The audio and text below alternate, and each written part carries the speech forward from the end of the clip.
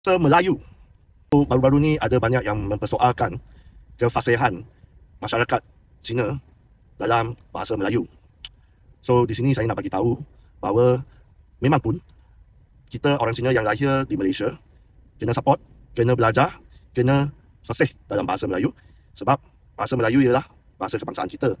Ada juga segelintir masyarakat Cina yang kurang fasih, especially yang golongan yang lebih tua daripada saya, disebabkan untuk golongan tua zaman mereka lebih mementingkan bahasa English ataupun bahasa ibunda seperti Hokkien atau Cantonese di dalam pergaulan mereka ataupun di dalam perniagaan mereka. Pada pendapat saya, untuk fasih dalam mana-mana bahasa pun kita kena praktis di dalam pergaulan kita seharian.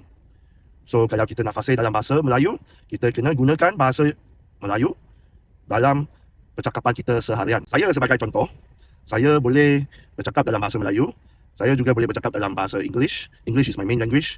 Saya juga boleh bercakap dalam bahasa Mandarin. 我也会讲华语的. Dan saya bercakap dalam bahasa Hokkien dengan ibu bapa saya di rumah. Wah, si Hokkien lang. So, saya boleh dikira sebagai multilingual lah. Okay, itu yang paling best about being a Malaysian. Kita boleh multilingual.